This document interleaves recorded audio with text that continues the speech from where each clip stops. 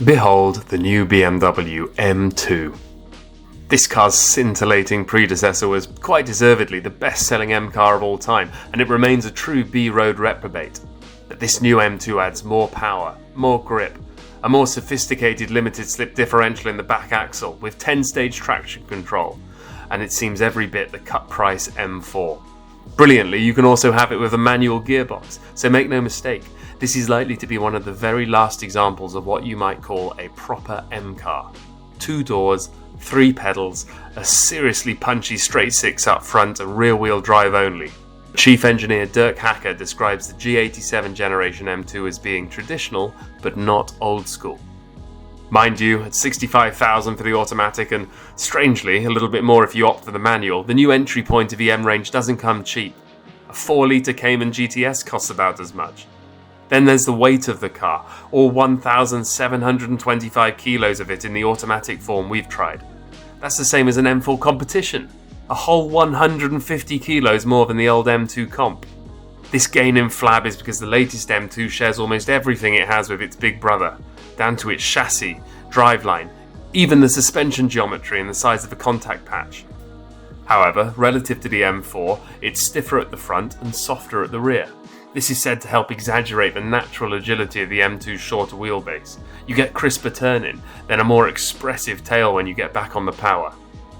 Being honest, the international launch in Arizona wasn't the greatest place to explore this car's dynamic package, with 45-mile-an-hour speed limits everywhere you look and frustratingly few curves.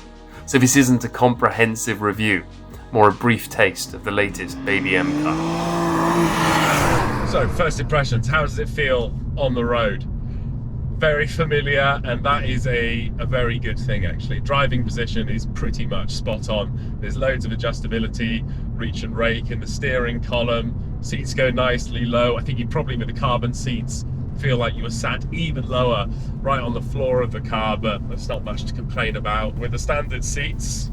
And immediately this car feels so different from the M240i, which only comes with 4-wheel drive, but the changes are so much more elemental than that. This car's got that sort of almost nervous fidget as it goes down the road. It's totally lean, totally focused, very M car. I think if you were to blindfold an M3 owner and pop them in here, it would probably take them a good couple of miles before they realised that they weren't in their own car. It feels very grown up, very taut, very serious. Another thing you notice right from the get-go is the speed of the steering pickup. I mean, Christ, it's really pointy, this car. I think in a way that makes this car feel just a little bit nervous at first compared to the M3, but it's the sort of thing that once you've dialed into it and got familiar with it, it pays dividends, because you can just get this car into corners, bang, absolutely precise as you like. And that's one of the key themes of this car. You know, these M cars are getting heavier and heavier, but BMW cars like the M5 CS and the M3 they've demonstrated that they know how to engineer a feeling of lightness and alertness and agility into what is actually a very heavy car. And this M2 is really no different in that respect. To that end, there are, as ever, plenty of modes.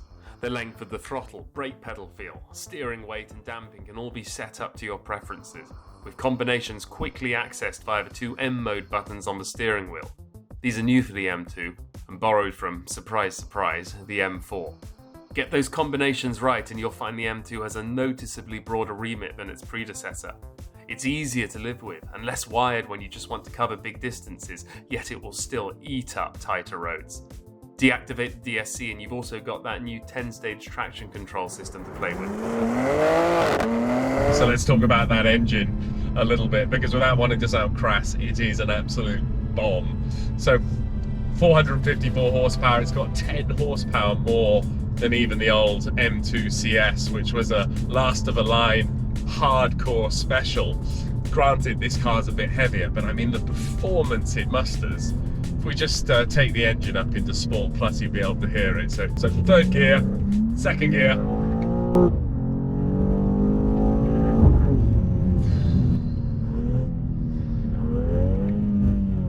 I mean, if you're coming out of an M3, it's not going to blow your socks off, but If you're coming out of something like a GR86 or even something like a Golf R, this is going to feel absolutely punchy as hell. It's got proper M-car performance. I think any talk of the M2 sort of being the entry level and the baby of the M-car range is in name only.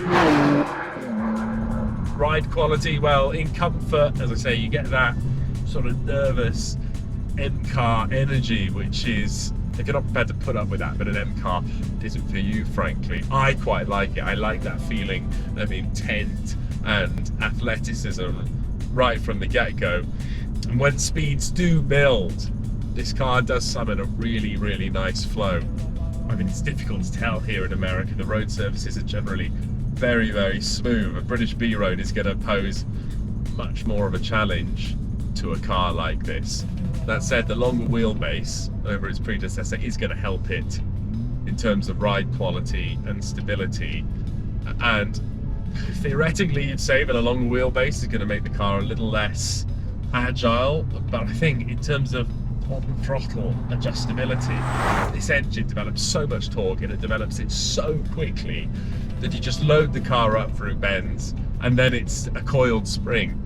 It's yours to do with as you will, dependent entirely on your right foot. It really is that simple. And that's what we all want from an M car, really, isn't it? We want something that is playful and adjustable in a very direct way. Turn in, load up the car, get it settled. This car does that very, very naturally, very, very easily.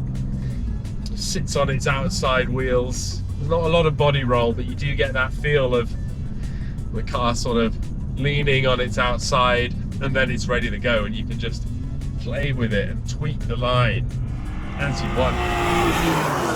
It's got that wonderful cake and eat it thing of you can sort of throw it into a bend and the front end is there for you. It's completely dependable, and then you can get on the throttle really, really quickly as well. So you've got a car that's kind of quite forgiving on one hand, but also quite sort of agile and ready to play on another. There's not actually that many purely rear-driven, massively powerful cars that you can just crack into bends like you can a good M Saloon or M Coupe in this case. It's certainly not the sort of thing you'd ever do with a mid-engine supercar.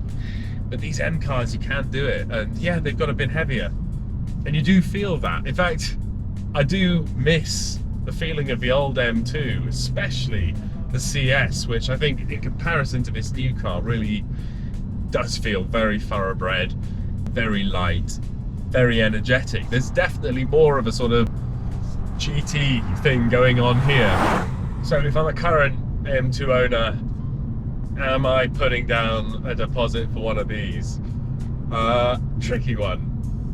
Personally, I'm someone who absolutely adores the old M2 to the extent that it's top of my personal shopping list at the moment. So in my case, probably not. I think this new car will take a little longer to reveal its charms. I think it's less immediately sort of engaging and enthralling. It's not quite the sort of road racer that the old one was. It's more of a sort of muscle car. So be in no doubt, the new M2 is awesomely capable and it'll oversteer for Germany, but it's a different beast to the old M2 competition, a more rounded but less electrifying one.